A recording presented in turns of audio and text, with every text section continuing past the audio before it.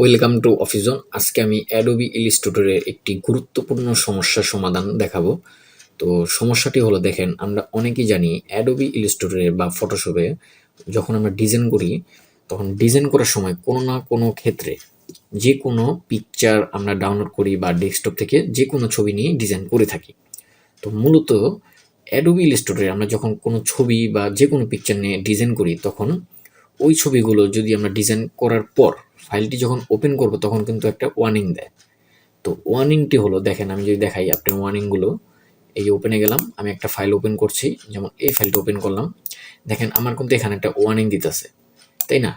তো ওয়ার্নিং দেওয়ার ফলে আমি যদি এখন ইগনোরে ক্লিক করি, দেখেন এই যে ক্রস চিহ্ন নামে একটা অপশন আইকন চলে আসছে, তার মানে আমার কিন্তু এখানে একটা ছবি ছিল, এই ছবিটা কিন্তু নষ্ট হয়ে গেছে, তাই না? তো এই ছিল সমস্যাটি। তখন আমরা কি করি, এই নষ্ট ছবিগুলো আমরা আবার সেই ডেস্কটপ থেকে এনে ওটাকে অ্যাডজাস্ট করে আমরা কিন্তু বসাতে হয়, তাই না? তো তখন অনেক সময়ের ব্যাপার। তো এই যে দেখেন আমার এখানে একটা ডিজাইন আছে, আমার এই ডিজাইনের ভিত্তিতে কিন্তু অনেকগুলো লোগো ছিল। এই যে দেখেন, আমি যখনই মাউস দিয়ে কার্সারটি নেব, এই যে লোগো একটা ছিল, এই যে দেখেন লোগোটি ছিল, এবং এখানেও কিন্তু আমার লোগোটি ছিল। তো এই জিনিসটা কেন হয় আজকে আমি আপনাদের সেটাই বলবো, ঠিক আছে? তো আজকে যদি আপনি ফার্স্ট টু লাস্ট ভিডিওটি দেখেন, আশা করি এই সমস্যাটি আর ফেস করতে হবে না। কেমন? তো ধরুন আমি একটা ছবি আনছি, ফাইলে যেয়ে আমি প্লেসে গেলাম, প্লেসে যেয়ে ধরুন আমি এই ছবিটাই আনলাম, ঘড়ির ছবিটাই, এই ঘড়ির ছবিটা আমি জাস্ট এভাবে ড্র্যাগ করে দেব।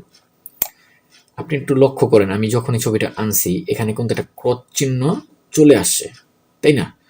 তো এই ক্রস চিহ্ন আপনার মানে যতবার একটা পিক আনবেন, আপনি অবশ্যই খেয়াল রাখবেন যে এই ক্রস চিহ্ন যদি আসে আপনাকে, তাহলে অবশ্যই একটা কিছু করতে হবে। তো কি করতে হবে?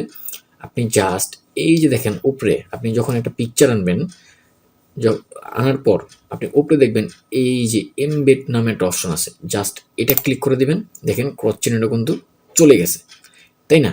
এখন যদি আপনি এই ছবিটি নিয়ে এখানে যে কোনো জায়গায় বসান এবং ফাইলটি যদি পরে ওপেন করেন, আপনার কিন্তু আর ওই সমস্যাটি কখনোই হবে না, ঠিক আছে?